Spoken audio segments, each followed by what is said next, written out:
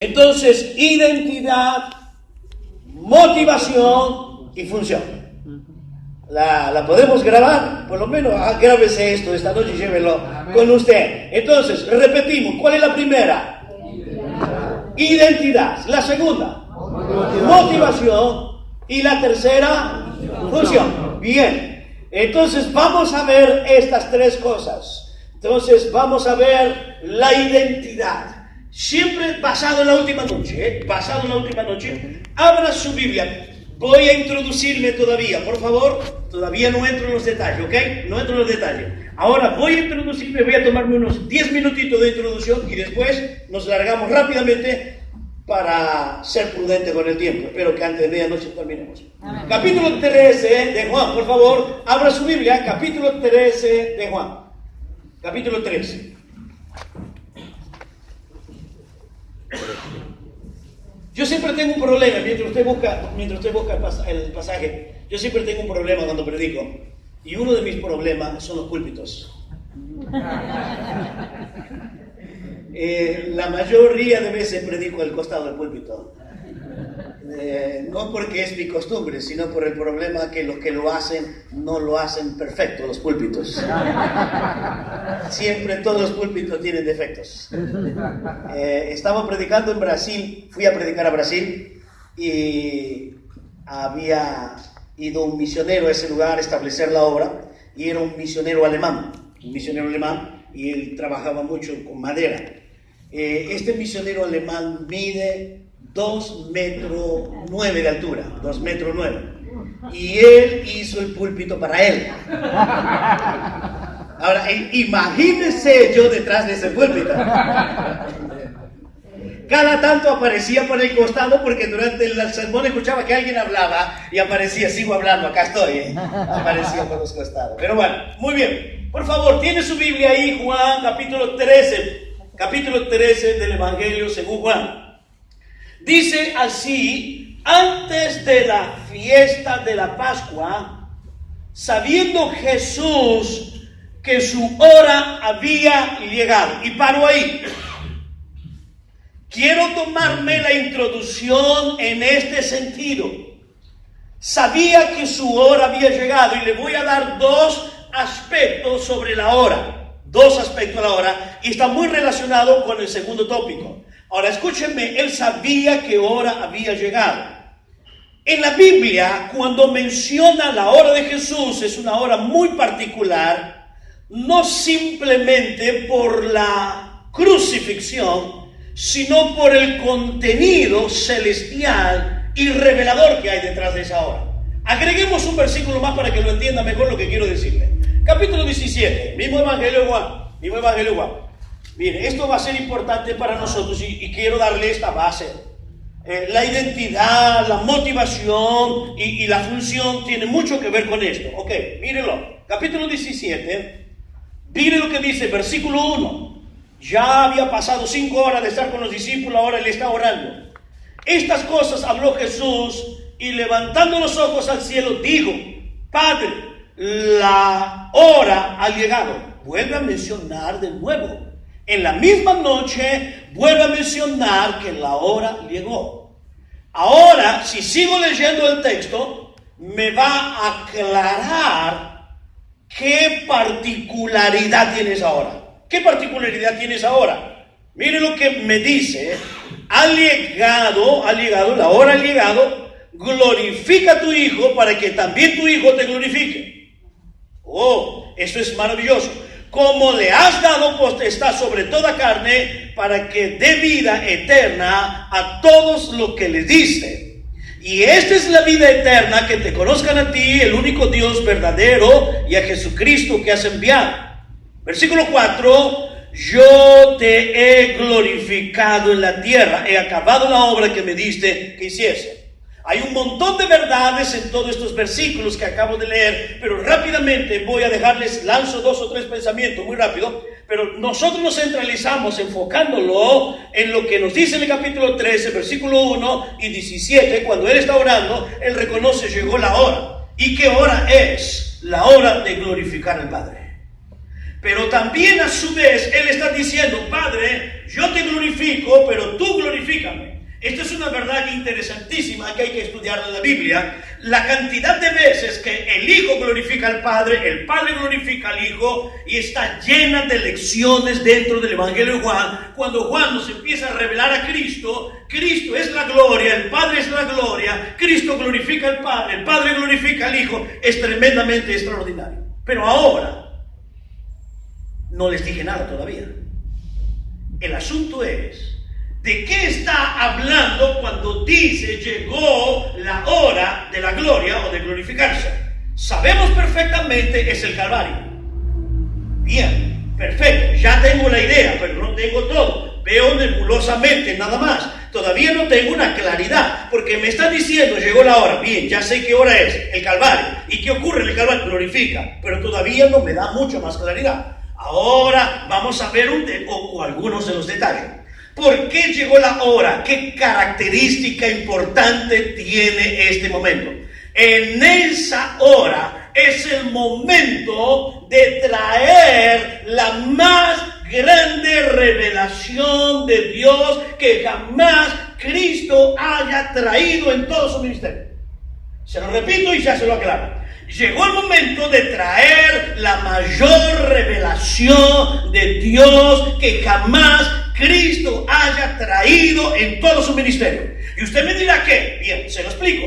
Número uno, Jesús estaba revelando en el Calvario varios aspectos de sus atributos y su carácter. Número uno, estaba revelando el amor de Dios. Número dos, estaba revelando la justicia de Dios. Número tres, estaba revelando la misericordia de Dios. Número cuatro, estaba revelando la paciencia de Dios. Número cinco, estaba revelando la bondad de Dios. Número seis, estaba revelando la gloria de Dios en toda su esencia. Entonces, ¿qué está haciendo Cristo? Está revelando al Padre. ¿Y qué hora es esta? La hora de mayor humillación, pero la hora de mayor glorificación. Es la hora donde el Padre y el Hijo es glorificado. Amén.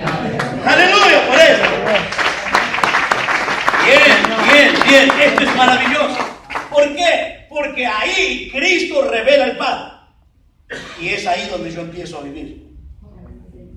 Es ahí donde empezamos a vivir. Con Cristo estoy juntamente crucificado. Entonces, ¿dónde comienzo? En la mayor revelación de la gloria de Dios. Entonces, Dios se me hace grande, tremendamente maravilloso. Y como hombre de Dios, como siervos y siervas de Dios, yo comienzo ahí. ¿Dónde comienzo? En la mayor revelación de Dios.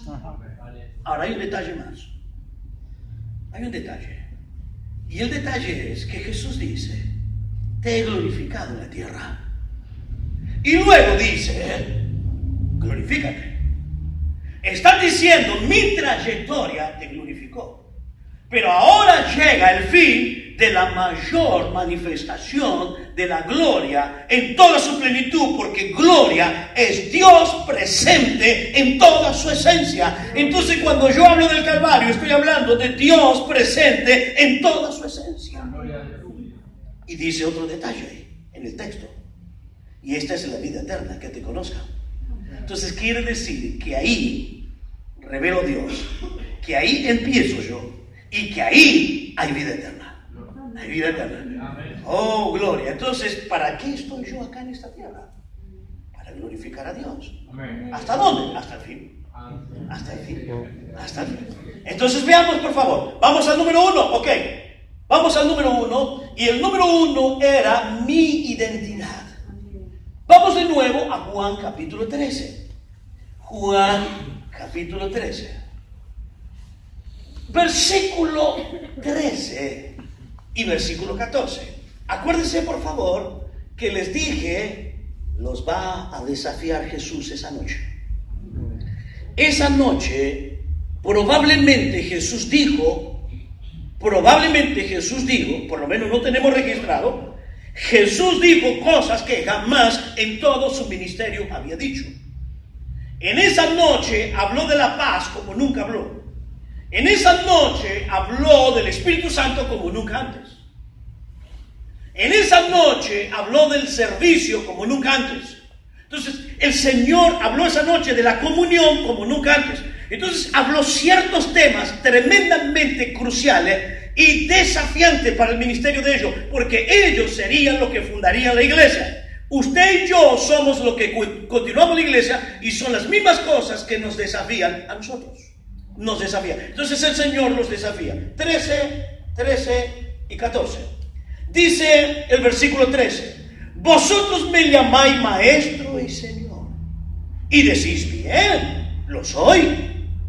Versículo 14: pues si yo, el Señor y el Maestro, he lavado vuestros pies, vosotros también debéis lavar los pies los unos a los otros. ¿Cuál es la identidad? ¿Es difícil de entender cuál es la identidad? Parece que sí, porque no me dicen nada. O no quieren escucharla. Bien, la identidad es ser siervo. Es ser siervo. Es servir. Los discípulos estaban hace unas horas peleando, discutiendo quién se sienta a la derecha y quién se sienta a la izquierda. Entonces, si usted mira el relato de Marcos allí en el capítulo 10, lo va a imaginar como se lo explico. El Señor va caminando y los discípulos atrás, y los muchachos discutiendo. No, yo a la derecha, yo a la izquierda. Vamos a mandar a mamá para que vaya a pelear por nosotros o interceder. Y cuando llegan, el Señor le pregunta: ¿de qué estaban platicando? ¿De qué estaban ustedes discutiendo? Silencio. Nadie dijo nada. Quedaron en silencio los muchachos. Entonces el Señor le va a dar una gran lección de siervo. Léalo por favor después, Marcos capítulo 10, los últimos versículos. Él le va a dar la gran lección de siervo. Esto había causado un tremendo revuelta, que se pelearon uno con los otros. Pero en realidad, mis queridos, nosotros somos llamados a este maravilloso privilegio del servicio. Este maravilloso privilegio de servir. Y por más que Dios pueda llevarnos a cierta altura de reputación y reconocimiento, aún al nivel de ciudad, de provincia o de nación, pero nunca te olvides, siempre ten la mentalidad y el espíritu de un verdadero siervo. Porque el día que tú pierdas esa mentalidad es cuando vas a quitarle un poco de la gloria de Dios, y es el día que empieza tu terrible decadencia. Y por eso mi identidad debe ser siervo. Bien, pero déjame dejarte un par de conceptos. Cuando estoy diciendo siervo, quiero dejarte un par de conceptos. Y quiero tomarlo desde el Antiguo Testamento, por allá, cuando la Biblia nos habla en Deuteronomio, en el capítulo 15, y desde allí en adelante, el versículo 15 y 16, en adelante, cuando Dios le está dando la ley sobre los siervos. Aunque voy a espiritualizar el texto. Si tuviera un teólogo aquí delante mío, diría, para, no espiritualice el texto, pero déjeme espiritualizar un poco el texto, y déjeme ir para darle una de las cosas, de las verdades importantes de siervo. Dios le pone la ley a Israel y le dice: el siervo te servirá durante 6 años y en el 7º quedará libre. Le dejará así, a él y a su esposa. Y lo enviarás con las manos llenas, lo bendecirás. Pero si él te dijere: me quedo, porque te amo a ti, amo tu casa y me va bien contigo. Había 3 razones por qué quedarse como siervo. Te ama a ti, ama tu casa y le va bien. Entonces se queda. Entonces ahí me está dando una primera tremenda pauta. Una tremenda pauta. Maravillosa pauta. Número 1, la primera pauta que quiero dejarle como siervo, es una decisión voluntaria. Era la hora que decidía: ¿me voy o me quedo? Y yo creo que usted está porque se queda. Si no, no estaría esa noche aquí. Es una decisión, óigame bien, es una decisión por un ofrecimiento misericordioso y bondadoso de Dios. No porque somos mejores. Seguro que aquí esta noche podría haber cientos de predicadores mejores, con mucha más capacidad, etcétera, etcétera. Pero Dios nos dio el privilegio, a usted y a mí, de estar aquí esta noche. Es porque Dios en su soberana voluntad colocó los ojos sobre ti. Gloria a Dios. Ok, entonces es una decisión voluntaria. Bien, vamos a apretar un poquito más ahora. Vamos a ir apretando. Segundo, es una decisión voluntaria, pero es una decisión para siempre.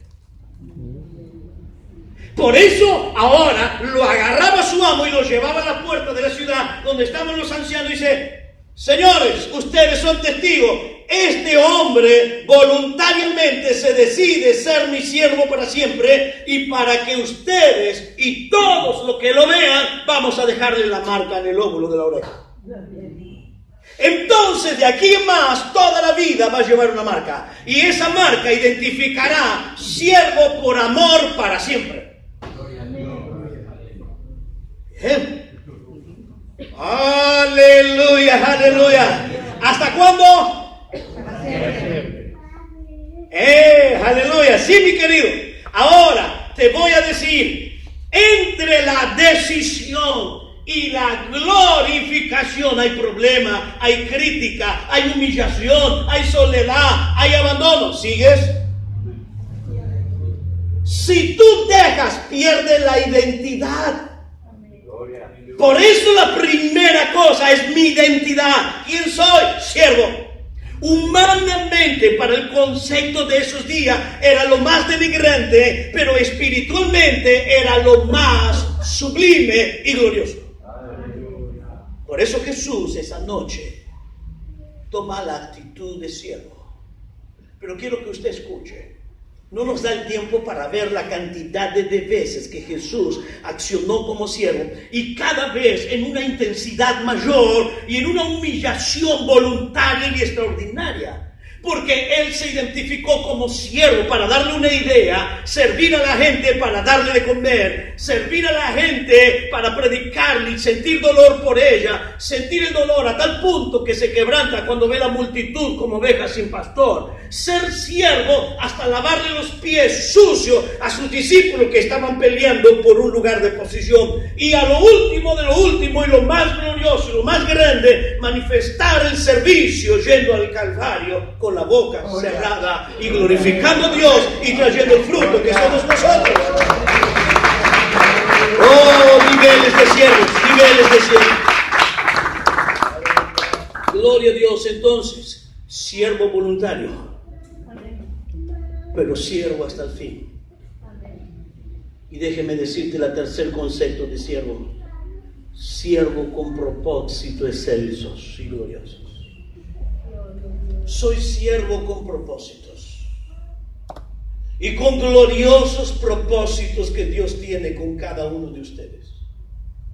Yo no sé cómo tú llegaste esta noche, pero estoy seguro que hay momentos en la vida del ministerio donde sientes la soledad. Hay horas en el ministerio donde sientes aún el silencio de Dios. Hay horas en el ministerio donde parece, como dijo el salmista David en el Salmo 83, dice: Dios, no te estés callado, háblame, haz algo. Parece que Dios ni hablaba ni hacía nada. Ni hablaba ni hacía nada. Pero esto no quiere decir que Dios no tenía un propósito. Dios tenía un propósito, pero estaba pasando por el silencio y la quietud de Dios. Pero luego, del otro lado de esa etapa que Dios determina hasta cuándo y cuánto tiempo, llega el momento donde Dios se glorifica, se corona y bondadosamente nos honra. Bondadosamente nos honra, pero ahí igual sigo siendo siervo. No desisto de ninguna manera. Siervo por voluntad propia. Siervo por voluntad propia, porque le amo. Siervo hasta el fin, pero siervo con propósitos. Qué maravilloso es esto. Aunque usted pueda decir, pastor, yo estoy en un barrio que ni siquiera hay asfalto. Y yo estoy en una iglesita que tengo 30 miembros. Si Dios te puso ahí, vive para la gloria de Dios.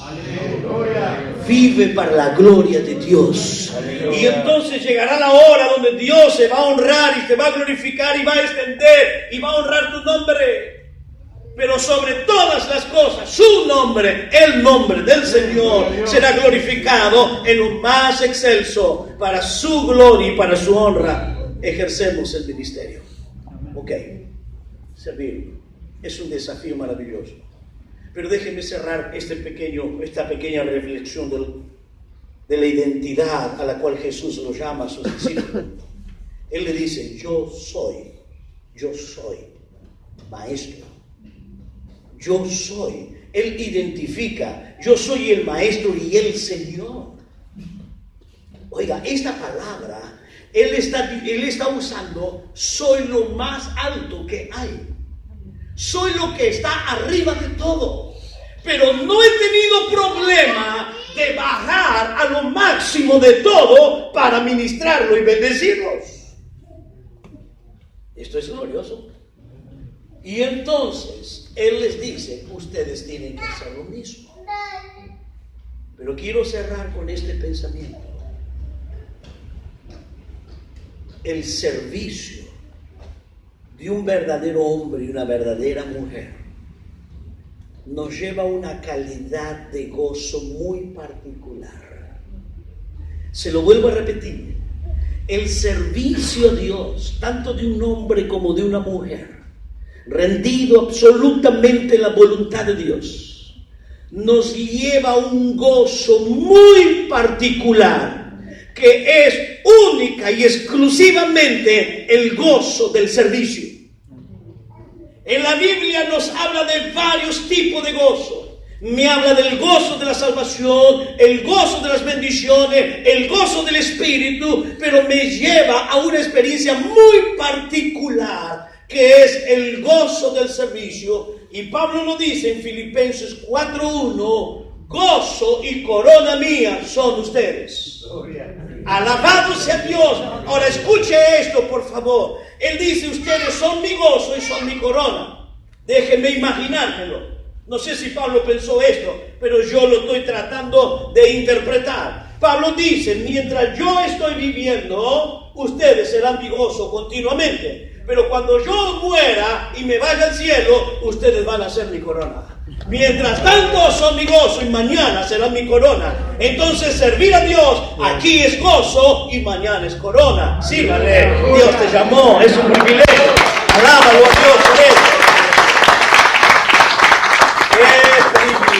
Qué privilegio. Yo dije que iba a cerrar, pero no cierro todavía. Cierro ahora. El servicio te va a traer un día, aparte del gozo, te va a traer una segunda cosa. Lo que yo le llamo el jubileo. Es una fiesta que había cada 50 años en la Biblia, la fiesta del jubileo. Y de ahí viene la palabra jubilado.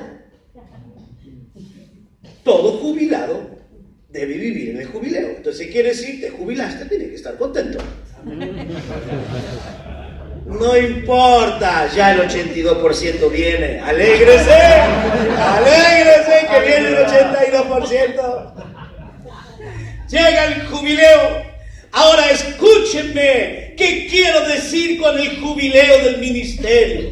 Que largas todo y te jubilas. No estoy hablando de esto. Lo que estoy hablando es que en algún momento de la vida, después de haber transcurrido esa trayectoria del servicio, te empiezas a alegrar en ver los frutos. Aquel que se convirtió, aquel que se liberó, aquella familia que fue alcanzada, empieza a regocijarte en todo lo que Dios ha hecho. Oh, gloria a Dios. Podríamos pasar horas contando testimonio de gente donde usted ni se imagina remotamente se encontró algún lugar en la vida y dice: usted es fulano de tal, sí, me convertí cuando usted predicó, me convertí, Dios me sanó, me liberó, qué privilegio, ahora estoy en el ministerio, gracias a Dios. Alabado sea Dios. Déjeme contarle una nada más, de las muchas que podría contarle. Estaba predicando en Brasil. Muchos años yo he predicado en Brasil, sigo predicando, pero hemos fundado un seminario y por 10 años he estado yendo como profesor. Ahora los alumnos son profesores y en esos viajes un alumno siempre me decía: pastor, venga a mi iglesia cuando viene aquí el seminario, quiero que venga. Bueno, arreglamos un día, fuimos un jueves para una reunión y entonces prediqué, y allí cuando estaba predicando, en el último banco se sienta un hombre, viene ebrio y se sienta en el último banco. Termino de predicar, bajo la plataforma, voy a él, lo abrazo, traigo aquí adelante, oramos con él. Y Dios hizo tremendo milagro, porque usted podía ver su rostro cambiado, cómo cambió totalmente, con una alegría tremenda. Se va. Pasaron los años. Ahora yo ya no estaba enseñando asiduamente como antes, entonces los alumnos me invitaron para una graduación del bachiller en teología y era uno de los invitados especiales para estar. Y cuando estábamos preparando para ir a la reunión de la entrega de los diplomas de bachiller, me dice: pastor, ¿se acuerda de aquel borracho que vino a la iglesia? Sí, me acuerdo, bien, perfecto. ¿Sabe que no lo vi más a ese hombre? Pero de repente un día lo encontré en la calle. Y le dije: ¿qué pasó? ¿Por qué no viniste más a la iglesia? Dice: no, me fue a vivir a Porto Alegre, estoy viviendo a Porto Alegre, me convertí yo, se convirtió mi esposa, se convirtieron mis hijos, estoy estudiando en el seminario, tengo un llamado de Dios. ¡Aleluya! ¡Qué bueno, gloria al Señor! ¿Se da cuenta? Ahí viene el jubileo. ¡Ah, qué lindo! Entonces las lágrimas se tornan una gran alegría. Una gran alegría. Para Pablo no fue fácil Filipenses, fue durísimo, pero después se alegró con la iglesia. Y entonces Pablo, al fin de sus días, tuvo el jubileo sobre esta iglesia que le fue de muchas lágrimas. Vamos a la segunda, si no se me van a ir. Vamos. Ven que le dije en broma a las 12 de la noche, ¿no? Bien. En segundo lugar, la segunda cosa es ¿cuál es la segunda? La motivación. Y yo la voy a fundar en una sola palabra: amor. Amor a las almas. Amor a las almas. Vamos a Juan de nuevo. Siempre le dije: Jesús el ejemplo. Y después le dice: muchachos, vamos, yo les muestro. Ahora practiquen. Bien, vamos Jesús. Capítulo 13. Seguimos con el capítulo 13. Yo no leí todo el versículo 1. Ahora leo todo el versículo 1. Ok. Dice, y lo voy a leer del principio para que no nos perdamos.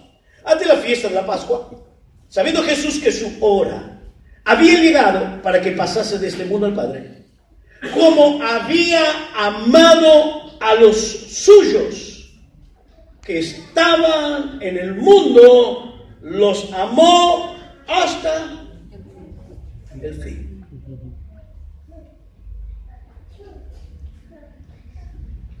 ¿Quiénes son esos suyos?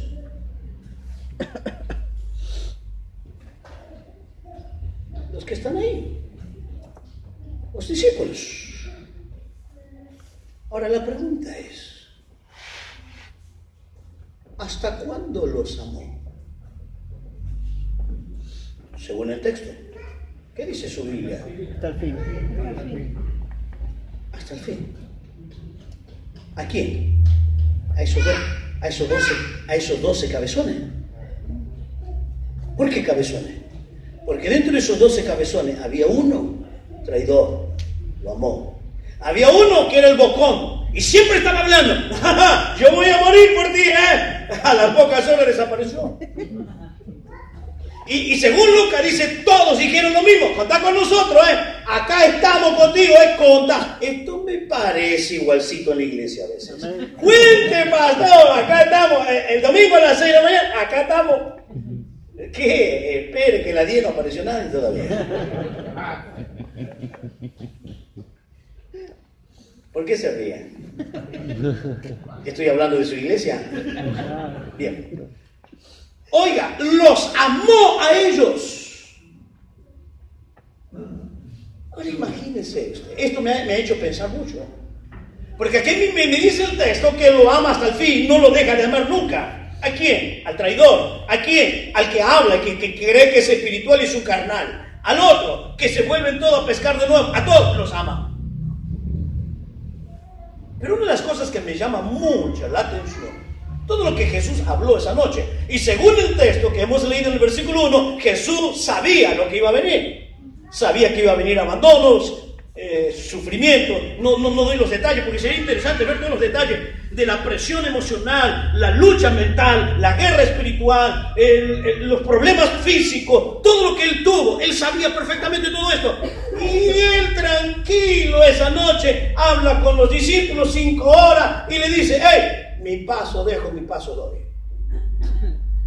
¿Qué hablaría usted en esas últimas horas si usted sabe que de acá a un rato te viene el traidor y te van a vender? Vas a pasar una noche de un lado para otro, en la misma noche te van a dar una trompada, te van a dejar los ojos hinchados, te van a quebrar el tabique, te van a colocar una corona que van a perforar tu cráneo y a la mañana siguiente te van a hacer pedazo las espaldas y van a arrancar carne viva, te van a llevar al Calvario y dices: mi paz les dejo, muchachos, mi paso os doy.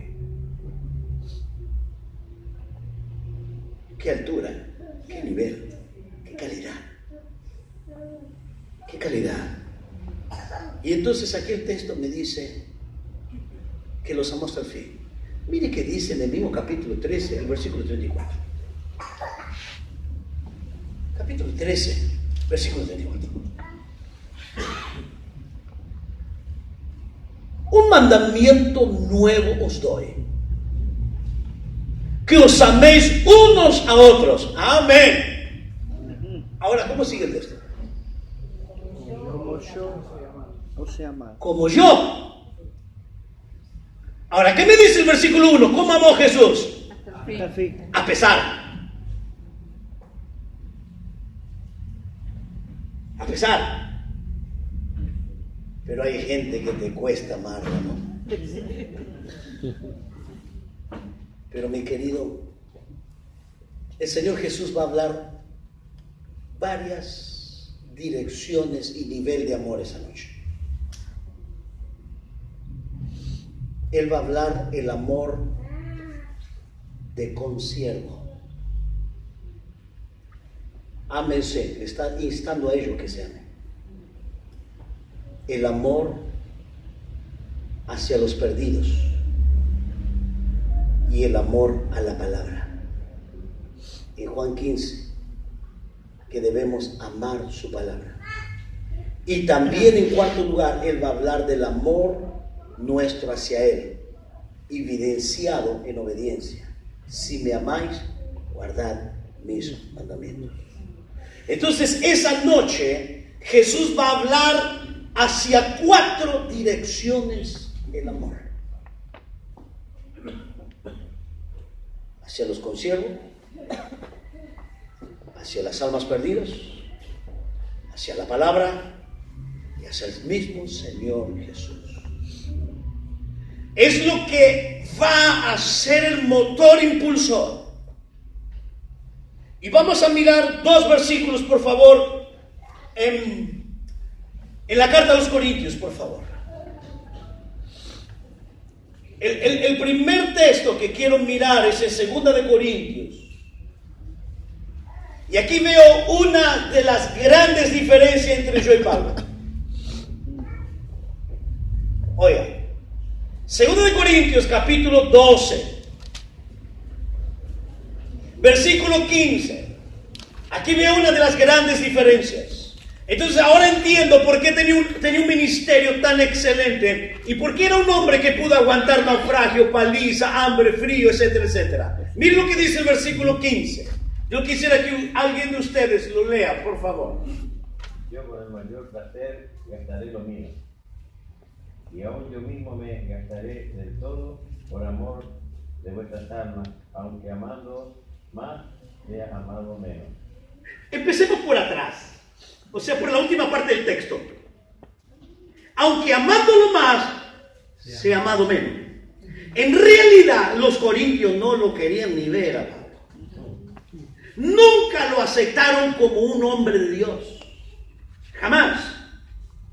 Le dijeron, eres tierno. Lo único que te hace es fuerte cuando escribe la carta. Y entonces le dice, voy a mostrar mi dureza cuando vaya. Y nunca lo aceptaron. Y entonces Pablo dice, oiga, mi ministerio apostólico, la evidencia son ustedes que yo lo gané. Pero no quiero perder de vista la idea, no quiero perder de vista. Dice, aunque ustedes no me amen, yo los voy a amar igual. Pero yo se los voy a demostrar cómo. Y quiero que veas de nuevo, me lo leas por favor, y quiero que lo remarques bien. ¿Cuáles son las dos evidencias de mostrarle que aún lo ama Pablo, la iglesia, aunque no le amen a él? ¿Cuál es? Y yo, dice, con el mayor placer gastaré lo mío. Ok, yo voy a poner de mi bolsillo. ¿Y qué más? Y aún yo mismo me gastaré del... Yo me gasto, o sea, me entrego por ustedes, aunque no me amen. Dígame. Por amor de vuestras almas. Sí. Aunque amando Más sea amado menos. Bien. ¿Quién quiere ser pastor de esa iglesia?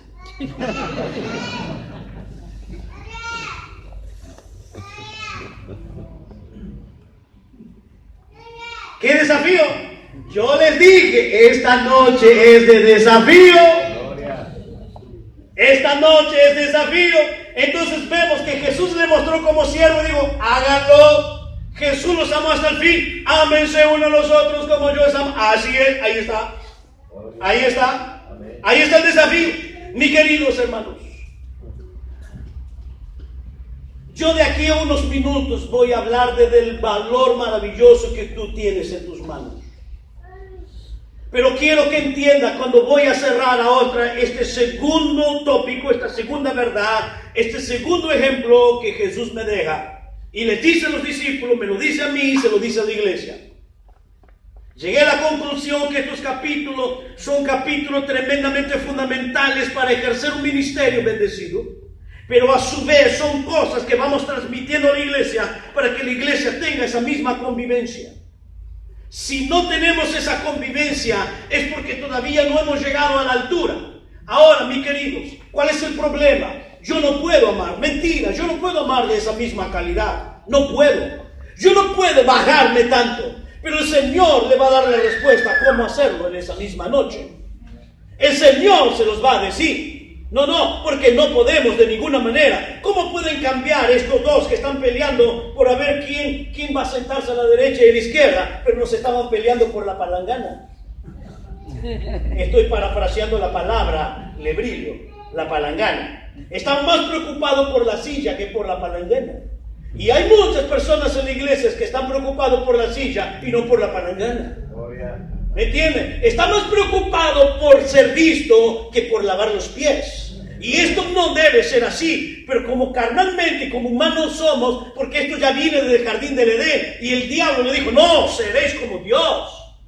¡Ajá! ¡Qué espectacular! Vamos a comer esto. Si seré como Dios, vamos a comerlo. Pero ahí está. ¿Y cuál es el elemento glorioso que Dios le dio a ellos? Y perdóneme que use el término elemento, no es elemento, es una persona, el Espíritu Santo.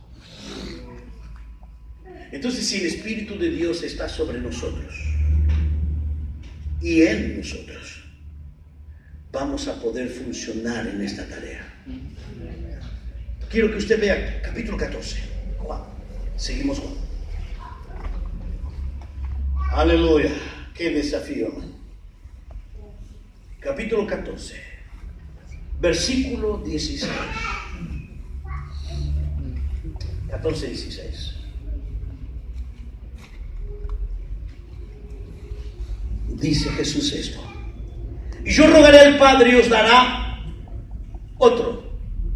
Esa palabra otro es importante en la Biblia. Porque esa palabra tiene que ver con calidad. Este otro tiene la misma calidad, los mismos atributos, la misma naturaleza. Este es un versículo que desarma a los testigos de Jehová. Bien, ahora, otro. y os dará otro consolador para que esté con vosotros. ¿Cuánto tiempo? Para siempre. Para siempre. Para siempre. Y una de las razones para siempre, él usa el término paracleto.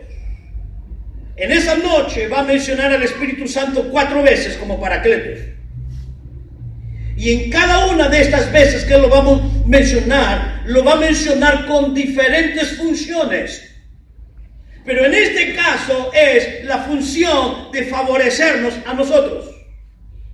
Y la palabra paracleto es un compuesto, para, kaleo. Y la palabra kaleo significa clamar, para, propósito. Llamarlo para un propósito. Entonces, paracleto, que es consolador, es llamarlo para un propósito. Y el propósito fundamental y principal, son muchos, pero el principal por lo cual se usaba el paracletos era para darnos la fuerza y la defensa en nuestras vidas para ejercer la razón de la que tengo que ejercer.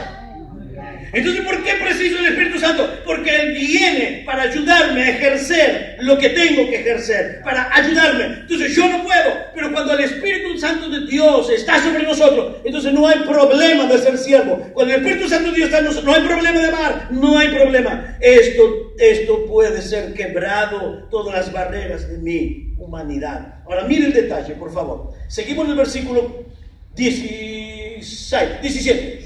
El Espíritu de verdad al cual el mundo no puede recibir porque no le ve ni le conoce. Lógicamente esto no es para el mundo, es para los salvos. Pero vosotros le conocéis porque, miren las 2 preposiciones acá, por favor. Las 2 preposiciones, porque mora con vosotros y estará en vosotros. Con es presente, en es futuro. En el momento está con, pero de aquí en futuro estará en. Y cuando dice con, está a su lado. Mientras tanto, ahora ustedes los tienen con, al lado. Pero en el día del derramamiento del Espíritu no estará al lado, estará dentro de vosotros. Y entonces ustedes estarán llenos de Él. Dentro. Aleluya por eso. Qué glorioso, qué privilegio. Qué maravilloso privilegio. Pero por favor, deme 10 minutitos más, ¿ok? Bien. Vamos al capítulo 15 ahora y termino con la tercera. La primera ¿cuál era? Identidad. ¿Y cuál era esa identidad? El siervo. Bien. La segunda, motivación. ¿Y cuál era? El amor. Amor. Ahora la tercera, La función. la función. Y la función que yo tengo, cualquiera que fuere, es transmitir la revelación de Dios. Transmitir la revelación de Dios, la palabra que Dios nos ha dejado. Y cuando me refiero a la revelación, me estoy refiriendo a las Escrituras. La base de toda verdad y la única fuente de toda verdad confiable absolutamente. Por favor, capítulo 15. Capítulo 15. Mire lo que dice en el versículo 15. Jesús dice, ya no os llamaré siervo. Entienda la conjugación que está haciendo, porque acabamos de decir de ser siervo, y ahora Jesús dice, no nos llamará siervo. Le voy a explicar ahora cuál es la diferencia. El mismo texto ya nos explica esto. Porque el siervo no sabe lo que hace su Señor, pero os he llamado amigos. ¿Y cuál es la razón de llamarnos amigos? Porque todas las cosas que oí de mi Padre os la he dado a conocer. Las he dado a conocer. Cuando Él le dice no lo llamaré siervo, no lo llamaré siervo bajo el concepto denigrante del lado humano. A tal punto en el concepto de esos días un siervo no era considerado persona sino objeto. No había ley de defensa. Si un amo determinaba matarlo, no había problema, porque no era nada, no era persona, era un objeto. Era un esclavo que se lo ganó en la guerra o se lo trajo porque no pudo pagar sus deudas. Es un objeto. Y él es el objeto de servicio y someterse a todo lo que su amo determine en su voluntad en todo lo que quiere, sin darle ni un tipo de explicación. Entonces Jesús dice, no, con ustedes no va a ser así. Ustedes van a ser conscientes de todo. Y dentro de esa conciencia, el Señor les dice algo muy interesante. Y dentro de ese algo interesante dice, todo lo que el Padre me dio, todas las cosas que yo oí, se las di, se las revelé, se las puse en sus manos, se las he dado. Y ahora usted y yo las tenemos en nuestras manos. Tenemos un potencial tremendo que se llama Escritura, Biblia. Y antes de dejarle 2 o 3 conceptos muy rápido, déjenme decirles esto. Si pudiéramos sintetizar la Biblia en su todo, en unas pocas líneas, y en esas pocas líneas decir qué es lo que tiene en contenido la Biblia, yo llego a la conclusión que hay 2 grandes cosas muy importantes en las Escrituras. Si yo tengo que sintetizar qué es lo que tiene la Biblia, número 1, la razón de tener la Biblia y el propósito de cual Dios me lo dio, número 1, es para revelarse a sí mismo quién Él es. Claro que esto es para explicarlo unas cuantas horas. Y empezar de Génesis y llegar a Apocalipsis y pasar libro por libro, viendo de la manera que Dios se va revelando, la manera que Dios se revela. Ya usted lo puede ver en los principios, en Génesis. Ya usted ve cómo Dios se va revelando progresivamente a Abraham, cómo se revela a Isaac, Jacob, y cómo la cantidad de veces que se revela en medio de gloria, y gloria más gloria más gloria. Con Moisés se reveló en 8 veces en gloria. 8 experiencias de gloria tuvo Moisés, y en cada una de ellas conoció una dimensión mayor de Dios y una gran revelación de Dios. Por eso creo que Moisés tenía el carácter que tenía, porque era un hombre que estaba bajo la gloria. Por eso soportó tanto. Cuando usted lee el libro de Números, usted va a encontrar, y se levantaron contra. Esa palabra es continua en el libro de Números. Contra Moisés, contra Aarón. Pero un hombre que tuvo una calma y una paciencia y un amor, a tal punto que trató de impedir, y lo impidió por lo menos 3 veces a Dios que no destruya al pueblo. Porque era un hombre que tenía el carácter de gloria. Un hombre que tenía el carácter de gloria, porque estaba en la gloria. Ahora, cuando yo empiezo a explotar en el ministerio y quiero reventar todo y no aguanto más, muchachos, vamos para la gloria un poquitito. Y ahí vamos a volver con otro carácter. Te falta gloria. Te falta gloria. Por eso era un hombre manso. Por eso un hombre que amaba al pueblo. Amaba. A tal punto que Dios le dijo, Moisés, vamos. Mi gloria irá contigo, mi gloria irá contigo. No, Moisés, no. Si tú no vas con nosotros, conmigo no, con el pueblo también, entonces sí, sácame de acá. Gloria a Dios por esto. Moisés estaba preocupado por la gloria en el pueblo.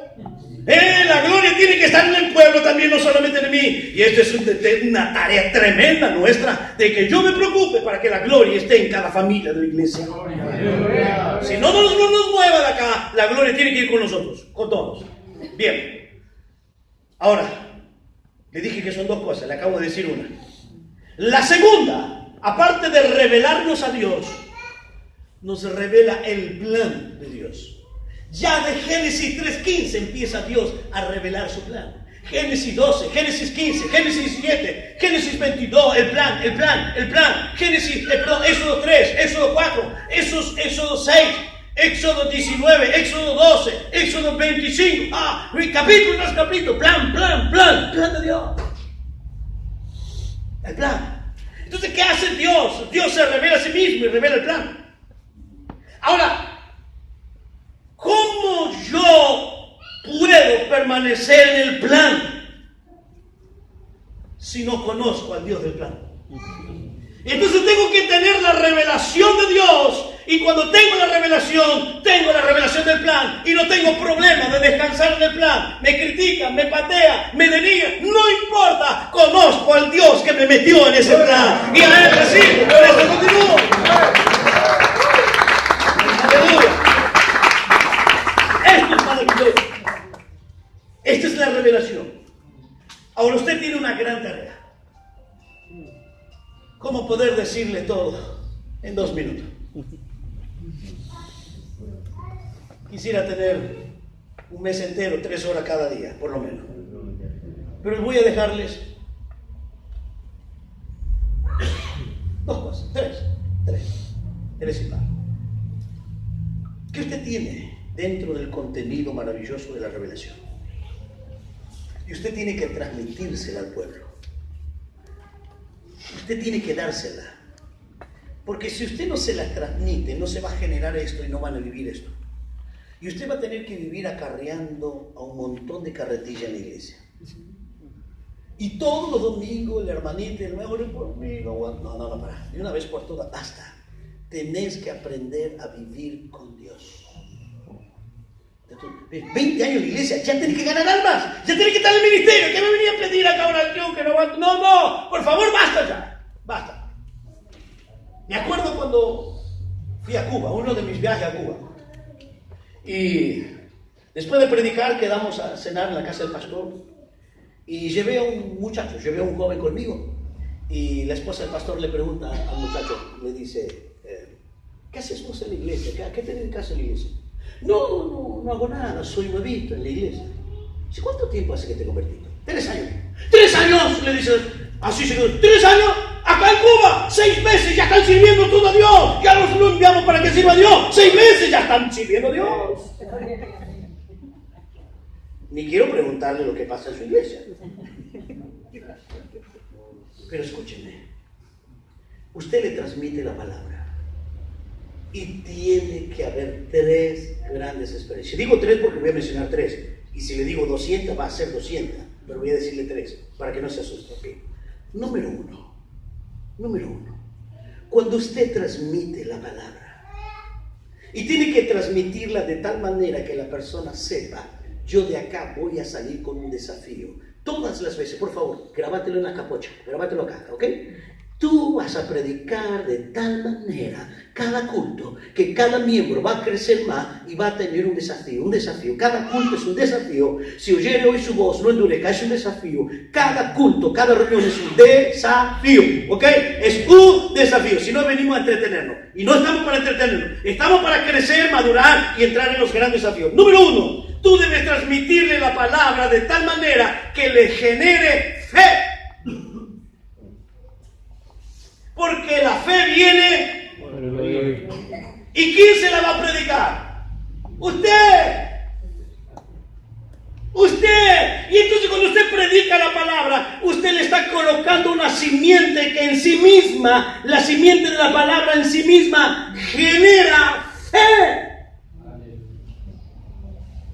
Y cuando Pablo usa el término allí en Romanos 10, cuando él dice que la palabra es la que genera, o la fe viene por el oír de la palabra, ese término palabra es traer el todo de Dios de tal manera que la persona quede totalmente convencida y pueda comprenderlo de tal manera que ahora descansa en lo que acaba de escuchar. Déjeme explicarle algo más para darle contenido a esto. Nunca la palabra debe ir sin efectos decisivos y transformadores. Nunca. Siempre tiene que producir algo. Por favor, abra su Biblia en 2 de Pedro. Perdóneme que me extendí. Yo vengo una vez cada año. ¿Sabes?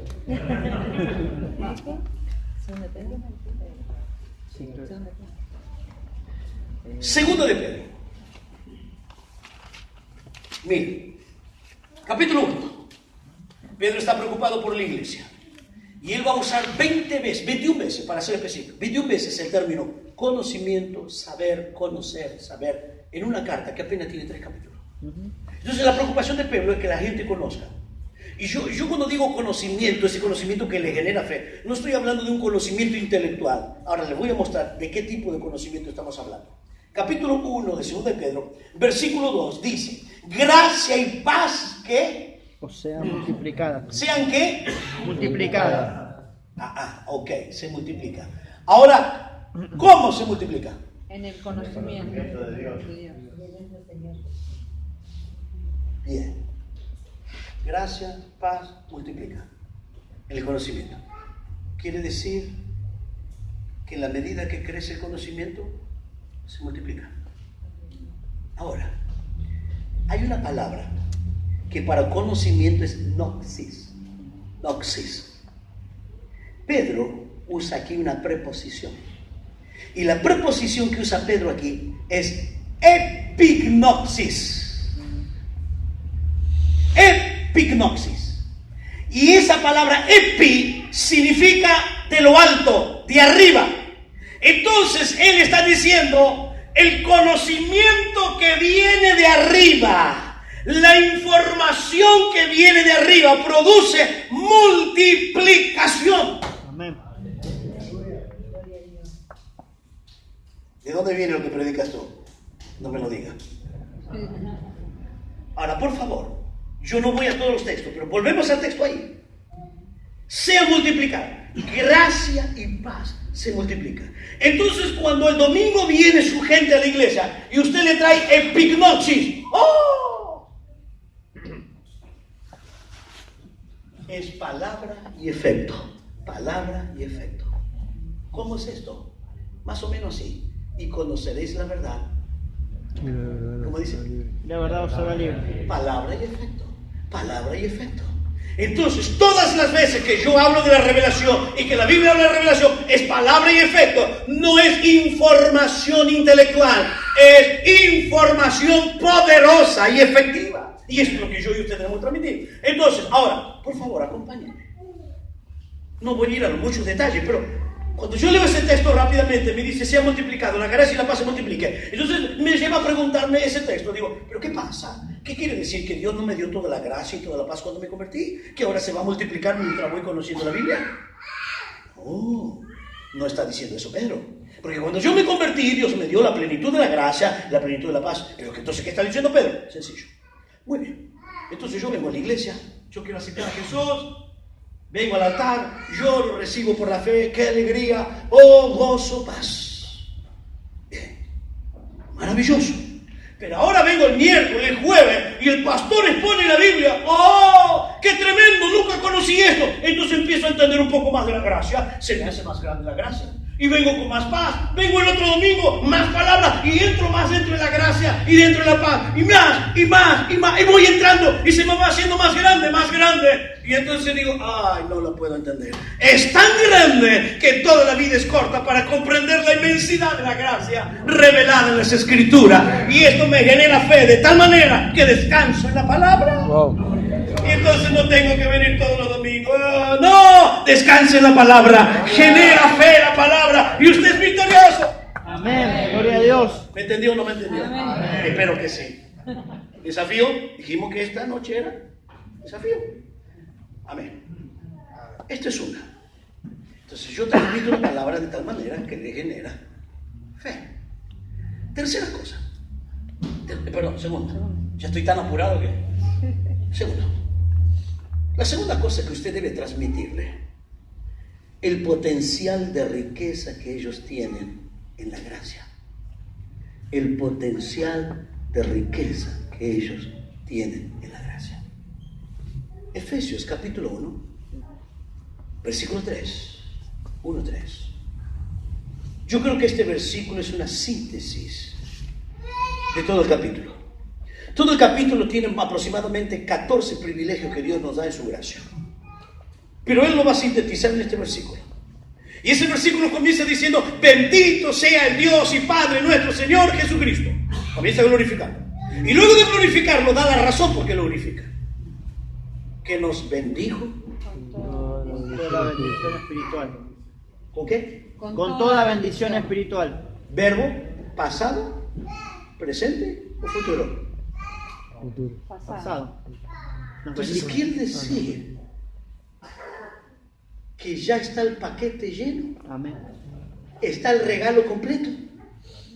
Entonces yo tengo que transmitirle que en el Calvario, por eso dice en Cristo Jesús. Entonces cuando yo voy al Calvario, la obra del Calvario es suficiente para que Él disfrute todas las bendiciones que Dios nos da en Cristo Jesús. Entonces le digo, despertate, cabezón, despertate, tenés todas las bendiciones. ¿Qué estás haciendo? Sos un rico y andas mendigando. Tenés todas las bendiciones. Pero esa tarea es tuya y mía. Decirle, date cuenta dónde estás. Date cuenta de todo lo que Dios te da en Cristo Jesús. Pero todo esto se va generando en la medida que la palabra va trayéndonos luz. Y en la medida que nos trae esa luz, nos genera fe. Y cuando nos genera fe, descanso. Entonces los problemas no están sobre, están debajo. Ahora, cuando los problemas están sobre, quiere decir que todavía la revelación no ha sido tan poderosa para poder vivir sobre ella. Pero cuando la revelación es tan grande y me genera una confianza absoluta, voy a triunfar, sea como fuere, voy a triunfar, porque somos más que vencedores en Cristo Jesús. Amén.